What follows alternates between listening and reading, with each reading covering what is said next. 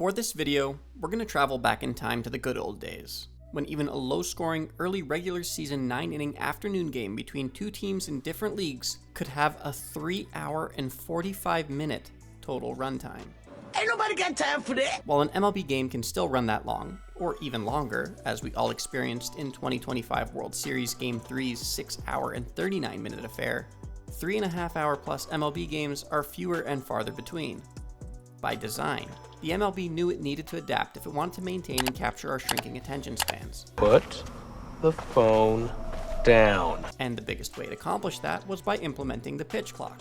But in this video, our DeLorean arrives in Anaheim, California on Sunday, April 22, 2018, 5 seasons before the pitch clock's implementation, and just in time for the Angels to host the Giants. A game that would ultimately be completely inconsequential for two teams that healthily missed the playoffs that year, but a game where just one of its 71 total at-bats, or 78 plate appearances, lasted 13 minutes. What?! That short film of an at-bat featured a 21-year-old rookie in Jaime Barria on the mound for the Angels against the 30-year-old veteran, the baby giraffe, Brandon Belt, in his 8th big league season with the Giants. In this video, I'll provide a snapshot of each player heading into the at-bat. I'll break down all MLB regular season record 21 pitches it featured to see what contributed to it lasting so damn long, and I'll give a shout out to a few other honorable mention lengthy battles in MLB history. By the time this at-bat came around, Brandon Belt had already stepped into an MLB batter's box over 3,100 times, amassing 102 home runs while driving in 378, and with an All-Star Game selection and 2 World Series rings already to his name. He was coming off of a 2017 campaign where he slashed .241, .355, .469, and had an expected weighted on base average, expected slug, barrel percentage, chase percentage, and walk percentage all among the upper tier of the league. Over the 16 games prior to this April matchup with the Angels in 2018, Brandon was hitting .259 with 4 home runs, but having homered in 3 straight, including a 2-run shot the night before off of a fastball from Angels starter Garrett Richards. So he was definitely coming in hot.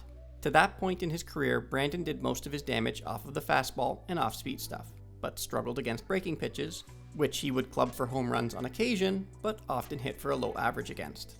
Being before the MLB schedule shifted to increase the amount of interleague games, this at-bat would be just the 16th of Brandon's career at Angel Stadium, but he was 5 for 12 lifetime at the park with 3 walks, suggesting that he did see the ball fairly well there over a small sample size.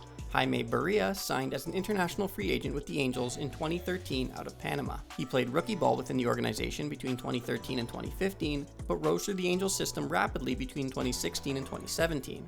This outing against Belt and the Giants was just his 2nd big league start and appearance, but he was coming off of a solid debut where he held the Rangers to 1 run over 5 innings of work and picked up his first big league win. The 21-year-old rookie was the youngest player to make his MLB debut with the Angels since Mike Trout in 2011, and his arsenal included a low 90s 4-seamer, low 80s changeup, and low 90s sinker, which he used in terms of frequency in that order, and his bread and butter low 80s slider, which he turned to even more frequently than his fastball. Given that Brandon generally struggled against the slider, and that he had never faced Barria before, the betting odds heading into this at-bat should have leaned in favor of the pitcher. But let's see what actually happened. On April 22nd, the red-hot Belt was bumped up to hitting 2nd in the struggling 8-12 Giants order, behind second baseman Joe Panik, and before outfielder Andrew McCutchen, who, if you're like me, you probably forgot even played for the Giants. Panik started the game by hitting a ground ball off of a Barria changeup past Ian Kinsler into right center for a single.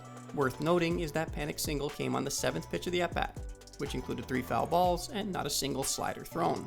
So Belt had the luxury of seeing quite a few Barria offerings from the on-deck circle, but not the pitch that the scouting report would have likely said he'd be bound to see most often. In pitch number 1, Barria continued to stay away from his slider, instead going to his most infrequently used sinker and catching a lot of the zone with the 91.7 mile/hour pitch that Belt fouled off. Belt swinging at the first offering was of no surprise, as his first pitch swing percentage was over 35% every single season in his career to that point. With pitch number 2, Barria turned to his fastball, hurling his heater up and in at 92.5 miles/hour for ball 1, 1 mile/hour slower than the hardest one he threw to Panik, but right around the velocity one could expect from him. It was in pitch number 3 that Barria finally turned to his slider and showed why he featured it so prominently, getting the veteran Belt to swing over the top of the 79.7 mile/hour offering.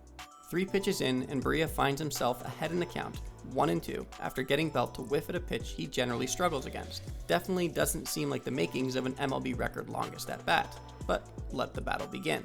For pitch number 4, Barria went back to his fastball, catching the outer edge of the zone and eliciting another swing from Brandon, his second foul off to the left of the AB.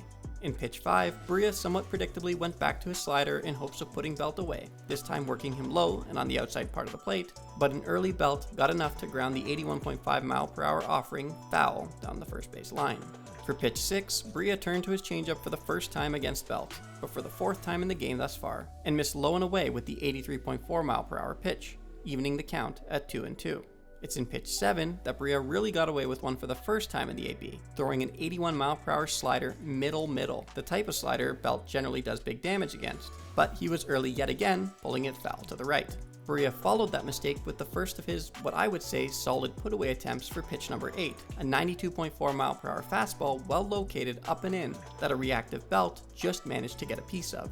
For pitch 9, Jaime elected to go back to the sinker he opened the at-bat with, but missed well up with the 92.2 mph offering, bringing the count to full at 3-2. Undoubtedly frustrated by the fact that he was about to throw his 17th pitch of the game and is still yet to record an out, Barria gears back in pitch 10, throwing a 92 mph fastball middle that Belt gets just underneath of for the 6th foul ball in what was amazingly still a young at-bat. For pitch 11, Barria goes back to his slider, locating it inside just like he did with the 3rd pitch of the at-bat for strike 2, but slightly more up, and Belt yet again got a piece to stay alive. Wanting to mix things up yet again, Jaime goes to his changeup for the 2nd time at the at-bat for pitch number 12, enticing Belt to swing at what would have been ball 4, but was instead fouled off to the left to keep the at-bat alive.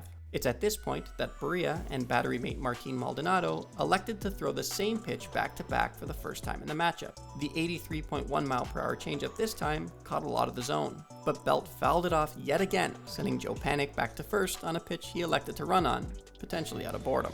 No doubt in my mind. For pitch 14, Barria sped things up for the first time in 4 pitches, going back to his fastball, throwing the 91.7 mph offering on the outer half of the plate, which Belt once again fouled off. It's at this point that both broadcast crews began to really take note of the battle they were witnessing, with the Angels crew beginning to hope for a double play out of the at-bat to help ease the pain of the burden the AB had put on the young right-hander. Barria went back to his slider for pitch 15, missing up and in for what again would have been ball 4, but a protecting Belt amazingly got a piece of the 82 mph breaking pitch yet again. For pitch 16, Barria goes to his changeup for a 4th time, this time catching the bottom of the zone, and a just early Belt clubs it 366 feet, but a few feet foul of the short porch and right. With the Angels broadcast crew continuing to pray for a double play ball to end this agony, Barria goes back to his heater pretty well middle again at 92.5 mph, but Belt fails to square it up and instead fouls it back behind the plate. Barria doubles up on the heater in pitch 18, this time busting Belt inside at 92.6 mph, but Brandon hooks it 217 feet into the seats for foul off number 14. Now 18 pitches deep, with number 19 on the way, talk of MLB records filled the broadcast booths, and Belt and Barria delivered, as Jaime threw his 6th slider of the AB middle in, and Brandon hooked it foul yet again, this time 341 feet, guaranteeing that this battle would at least tie the existing MLB record set in 1998. With both benches and the entire stadium in disbelief, Barria goes back to his fastball with pitch number 20, catching the outside part of the plate at 91.6 mph, and a late Belt fouled it to the left, guaranteeing that this at-bat would set a new MLB record since official pitch count tracking began in 1988. Now over 12 minutes into the AB, for pitch 21, Barria sticks with his fastball, this time on the inside part of the plate at 92.4 mph, and Belt hacks for the 18th time in 21 offerings, but for the first time manages to keep it in play. Thank you, Jesus. Hitting a lazy liner 278 feet to right fielder Cole Calhoun. Many in attendance would cheer, partly in acknowledgement for what just transpired, and partly in gratitude for it finally being over. Barria would last only 2+ innings that day in what would turn out to be his shortest outing of the season. Of the 77 pitches he threw, 28 of them were to Brandon, who also singled off of him on the 7th pitch of his second at-bat in the top of the 3rd. That's 36.4% of his pitches thrown. Belt would follow up the single with a solo shot in the top of the 5th off of Angels reliever Blake Parker, extending his home run streak to 4 games. The pair would only meet 3 more times over the course of their careers, with Belt doubling once and striking out twice, including in his lone at-bat against him in 2023. Belt's final season before retirement, and Jaime's last season in the majors, barring an unexpected return from the Mexican League. To wrap things up, I do want to throw an honorable mention to both the at-bat that was dethroned from the MLB record books by this 13-minute affair, and one that technically topped it since.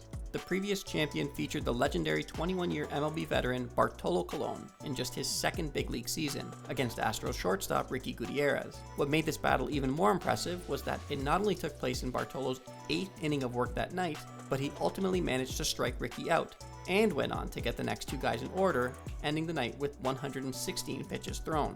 The only at-bat to technically top Belt and Barria's efforts took place in spring training 2021, when Mets utility man Luis Guillorme worked a 22-pitch walk off of Cardinals reliever Jordan Hicks. There are a few great videos covering that particular AB on a couple of other channels, so be sure to check them out if you're interested. If you love baseball as much as I do, be sure to check out this other video I put together on the one current MLB player pitchers hate facing more than any other, but don't realize. And of course, please subscribe to help me continue to bring more content like this to you for free via this channel. Thanks. Sign me up.